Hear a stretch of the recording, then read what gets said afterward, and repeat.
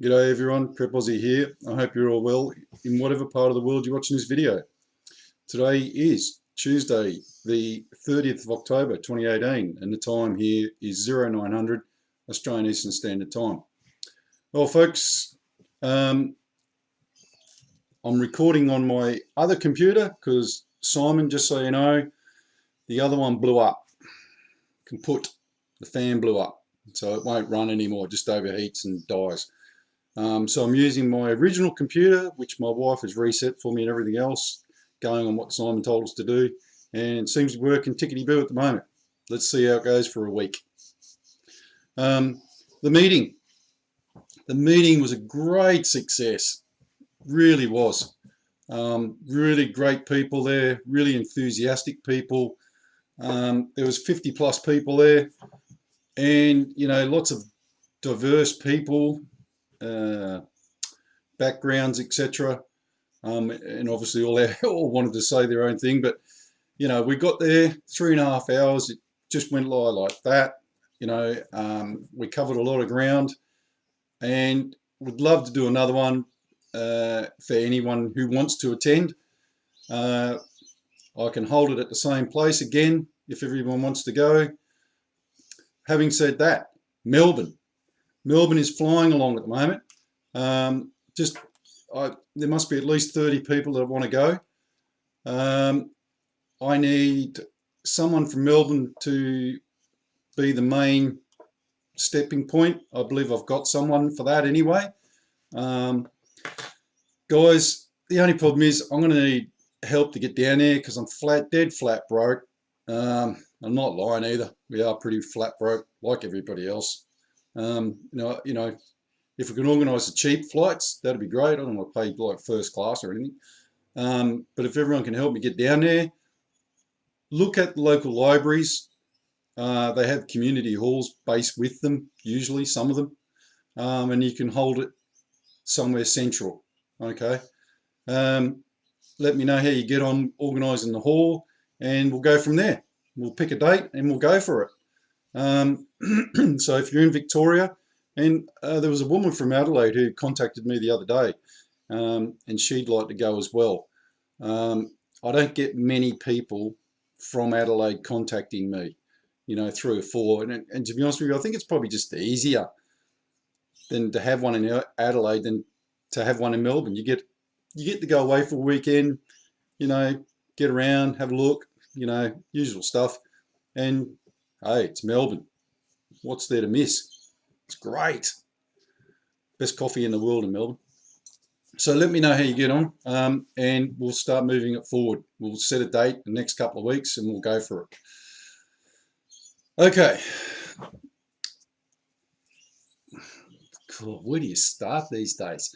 Do you remember when you used to wake up and you used to think, oh, okay, there's a newsworthy story that the newspapers used to run with for a week. Now it's every day.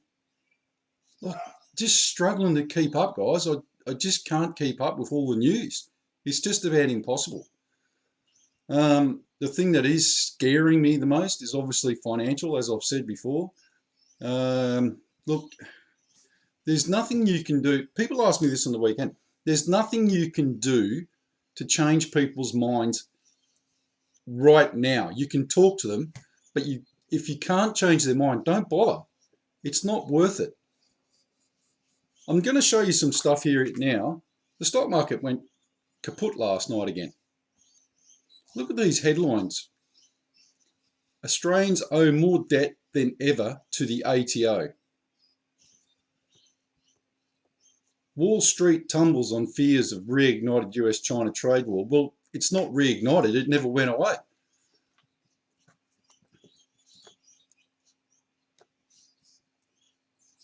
And if you remember, I did say this, rising fuel prices hit economy because they're going to, because the price of fuel is just going to keep going up and up and up. It's not going to go down.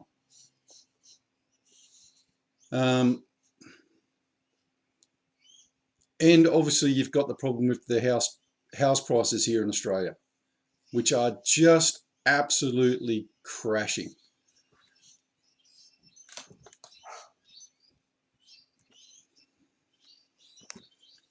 Australians owe more debt than ever to the taxman, with the Australian Tax Office annual report revealing collectible debt rose to almost 24 billion last financial year. That's a shitload of money, folks. And a lot of these companies are actually going broke, and they'd rather go broke than pay the money to the tax office. So that's really having a big hit on the Australian tax office's bottom line. It's actually knocking the shit out of it, to be honest with you. Because don't kid yourself that although, they get the revenue from this and that and blah, blah, blah, blah, blah. Well, they rely a lot on small business tax revenues. Because, that's what pays for a lot of all the stuff that we get done all over the world.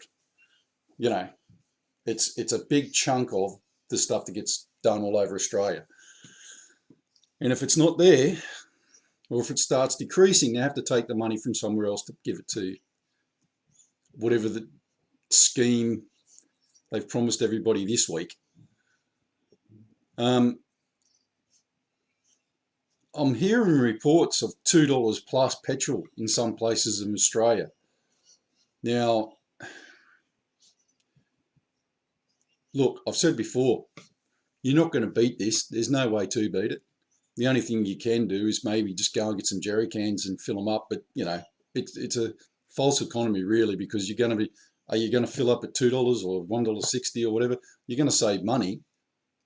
But then how long are you going to store the money, the fuel for anyway? These are the things that you have to think about. If you own a car, a four-wheel drive, and it's got reserve tanks on it, fill up your reserve tank. Do not use the reserve tank, all of it. What you do is use it down to a quarter. What this does is that keeps the fuel lines lubricated, and it stops all the scaling in the fuel lines, okay? So use a quarter of a tank every now and again, change over, use a quarter tank, then fill it back up. Top it up with new fuel. This puts the additives back into the fuel, okay? Don't ever, if you own a diesel car, drain your car down to empty, because all that shit that's in the bottom of the tanks in diesels goes straight through all your injectors and everything. And that's why you see all these coughing and spluttering diesels everywhere, which are relatively good cars, but you see them spluttering and you think, well, it's because they run the diesel out all the time. So just, regulate your fuel usage so that you use the main tank, but you keep the reserve tank full all the time from now on. One of the things that came up the other day in the meeting, I said to people, okay, because everyone had to drive down the M1 to get to Elanora or Currumbin, end up, and they had a hell of it. Some people took 5.5 hours to get there from the Sunshine Coast. 5.5 hours, folks. So when everyone was comfortable and seated, I said, how many of you now have a full tank of juice to go back the other way? And I think it was probably one or two maybe. You've got to start thinking that if you're going somewhere, whenever you go there, the first thing you need to do when you get there is fill your car up. You can only get 250 Ks out of half a tank. If you're sitting in traffic for 5.5 hours, that just goes, it literally disintegrates in front of your eyes. So if there was a problem, you couldn't get home. These are the things you need to start thinking about. You drive anywhere, when you get there, the first thing you do is you drive into a petrol station, fill your car up. Sounds silly, but it's just easy to do. We touched on a lot of things at the meeting, and you know what the biggest issue is with everybody is food, because it's pretty hard to store at least 3 months worth of food. You might think it's easy, but it's not. 3 months worth of food is like 12 huge containers or boxes. 100-litre bins from Bunnings. It's at least 12. And that's packed, ram-packed to the top with everything. And that includes your bartables. Okay? It's not an easy thing to do. I'm going to try and expand more on the food lines of stuff in the coming weeks, just so people can prepare themselves even more. There's got to be some survival foods that you need, etc., etc. One of the things that I didn't see anybody with, hardly anybody at the meeting, except me and probably 2 other people, was a fully packed backpack. And I don't mean a bug-out bag. I mean just like just a backpack, just in case you have to start walking somewhere. It should have everything in there that you need to keep you going. These are the sort of things you need to start thinking about and keeping with you on a full-time basis. Because, folks, everything I'm reading now, every financial person who knows anything about what's going on is saying the same thing. We are at the top of a precipice going down. It's not coming back. So your job, treat it like a job. Your job now is to make sure that you look after your family and yourself. And don't forget, you're number one. So make sure your health is okay. It was really nice to hear at least 3 of the guys, four of the guys at the meeting on Saturday had lost up to 25 kilos each. Because I said, you need to lose weight and, get off your fat ass and start getting motivated, because you're no good to anyone if you're, 50 kilos overweight. So some of these guys took that advice and looked bloody good for it as well. I carry a bit of weight, but I carry a bit of weight in preparation. I'm 100 and something kilos, 102 kilos, something like that. And I'm thick set bloke, same as my brain, pretty thick. But I keep I should be about 92 kilos, but I keep an extra 10 kilos on just in case. Because I know what's coming. Because if don't get ridiculous about it, say you're 90 kilos now, and you want to lose 20 kilos, well, that would make you stick thin. And you're going to need some fat reserves when this all kicks off. And you'll lose weight pretty quick. When all this kicks off and you can't find food, then you're going to lose weight pretty quick. Everybody's going to lose weight pretty quick. So just think about that. Alrighty. And I wasn't going to include this, but I thought it would be extremely relevant. If you want to read this article, it's actually interesting in the fact that this grub, who used to be our ex-Prime Minister, has actually come out, and I'm starting to realise something, that a lot of these world politicians are part-time Muslims, and not of the good brand. There seems to be this, I'm starting to understand why Malcolm Turnbull got pushed.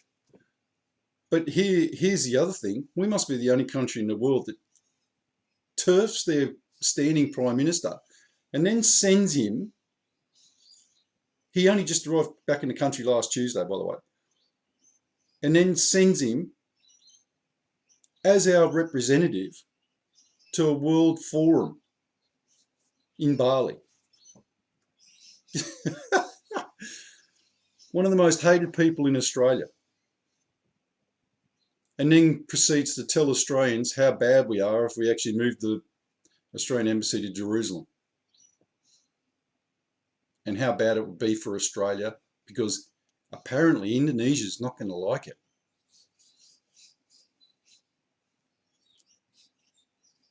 I say it before, I'll say it again, you can't make this shit up. Okay, folks, verse of the day. Therefore, I urge you, brothers and sisters, in view of God's mercy, to offer your bodies as a living sacrifice, holy and pleasing to God. This is your true and proper worship. And as usual, folks, we'll end with the Lord's Prayer. Our Father, which art in heaven, hallowed be thy name. Thy kingdom come, thy will be done in earth as it is in heaven. Give us this day our daily bread, and forgive us our debts as we forgive our debtors. And lead us not into temptation, but deliver us from evil. For thine is the kingdom and the power and the glory, forever and ever. Amen.